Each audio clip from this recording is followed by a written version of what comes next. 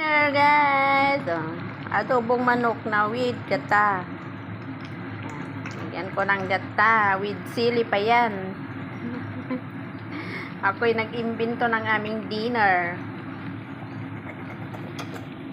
Ganito pag pag ang amo hindi kakain sa bahay. Ako laging nag-iimbento. Ayan, masarap to guys. Tapos lagyan ko siya ng sili. With papaya. Adobong with papaya and with gata. This is our dinner. Looks yummy. Yan, try ko nga siyang adobo with gata. Kung masarap man o hindi. Oops. Yum yum. Tingin ko masarap din. Tikman ko nga. I will taste it.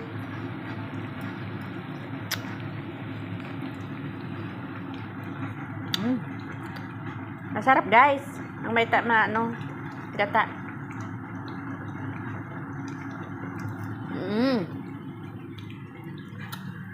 Sarap.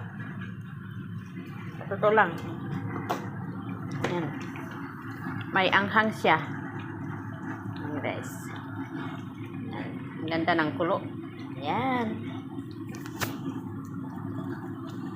Ito yung lutong patsamba.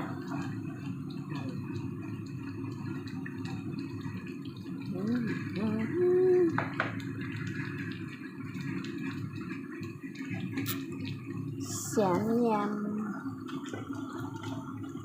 Paanuhin ko muna siya, paigaan ko siya ng konti para hindi masyadong masabaw. Masarap yung malapot yung niya. Yung sabaw niya ay malapot.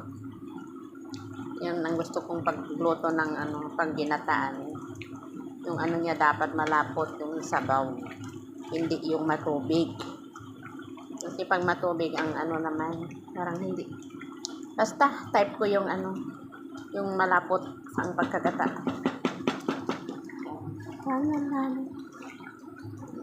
Pasensya na guys, hindi ko na pinakita yung niya. Alam niyo na kung paano naman magluto ng ganito. Siyempre, may sibuyas, luya, bawang. Ginigisa muna ang luya at saka bawang, sibuyas. Yan guys. Nilagyan ko siya ng bay leaves. Kaya alam ang bay leaves dito hindi siya mabango. Pang yan lang. Decoration sa linuluto.